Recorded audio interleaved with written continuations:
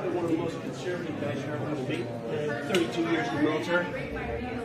And you act like an ass. It doesn't matter about conservatism, it's about civil rights. It's about responsibility. One thing for me, I hope you're ashamed of yourself. You should be. It's 70 degrees out. You have bunny hoops on.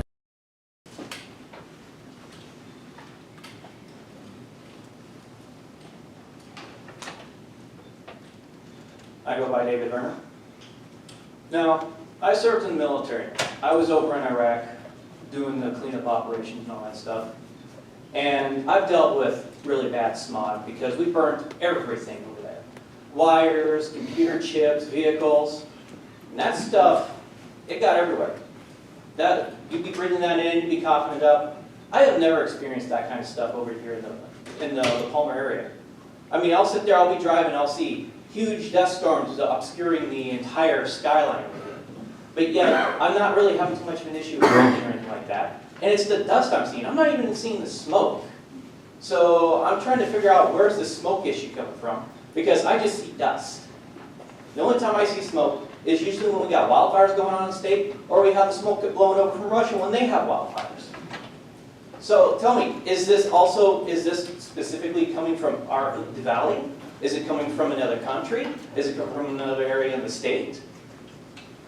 And as is, we don't really know. 2 stations in an area the size of West Virginia? Come on. What about LA? How many stations do they have over there? New Jersey, smaller state than our borough. What about Connecticut? The municipality of New York? Come on. How come we don't even see this information? Why aren't you guys getting the EPA to put this information out where we can see it and look through the information?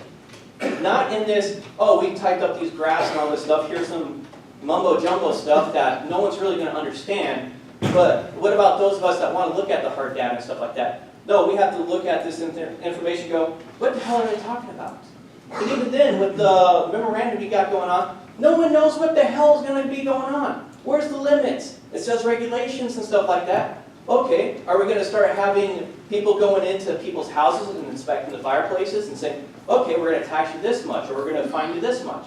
Is it going to be like in the UK, where we have TV licensemen going into people's houses and saying, okay, you have an aerial, you have a TV that can receive airwaves, we're going to tax you for having that TV. Are we going to be doing that here in the borough with this? I don't know. Or better yet, okay, let's ban all fireplaces. Okay, what about Joe Schmo, who lives on the other side of Little Sioux? Now he's going to be transporting propane tanks in the back of his ATV or something like that. Tell me, is that not a disaster waiting to happen right there? As is, I just see a lot of problems with this, and you guys are not even standing up to the EPA. Come on, grow some balls. Or for the ladies, get the red fury going. Come on. Let's be careful. But as is, freedom of speech. Anyway, the thing is, just be gentleman courteous. Go ahead. Anyway, continuing on. All right, I'll end it there. Okay, that concludes our list that signed up for. Like a lot of the testimony tonight, but I feel like I have to apologize to all women. I thought there was one statement. I agree that people have freedom of speech here in this room, but that freedom of speech ends when it violates the rights of other people. And I think that if I was a woman, I would be highly offensive by one of the statements made tonight. And I am just, on behalf of manhood, disgusted that it was made, and I apologize to I disagree. women with regards to that.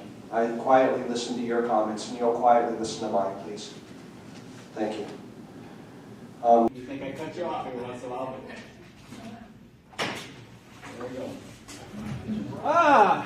Vern Helter, Matthew Beck. Since now I have the freedom of saying, I have case law that supports me, allow me to have freedom of speech when addressing my government, no matter how foul my language is. So fuck yourselves.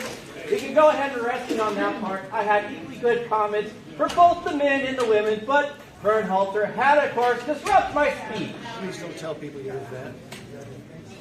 Please don't. Because all of us are facing here and you're embarrassing.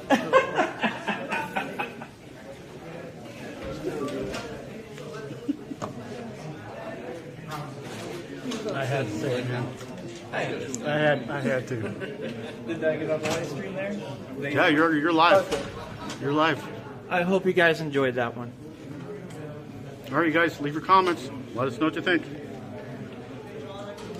I'm probably one of the most conservative guys you're ever going to meet. 32 years in the military. And you act like an ass. It doesn't matter about conservatism, it's about civil rights. It's about responsibility. Yeah, there is responsibility. And you're irresponsible with your speech. You can be responsible and you can be irresponsible. See, there's a ramification. Freedom doesn't mean it's not going to have an impact. And you're having an impact. Well, yeah, here's the thing. There is an impact that I'm Call me Colonel. Okay, I don't care. That's the thing, I don't care. Obviously you do. What do you say, the colonel? Yeah, he's a colonel. He's an officer. Oh, well. He's just, I stand this.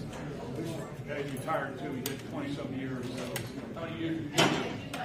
I couldn't even get the 20 years because of injuries from war. Blame that on Iraq. Yours doesn't matter. It's the service that matters.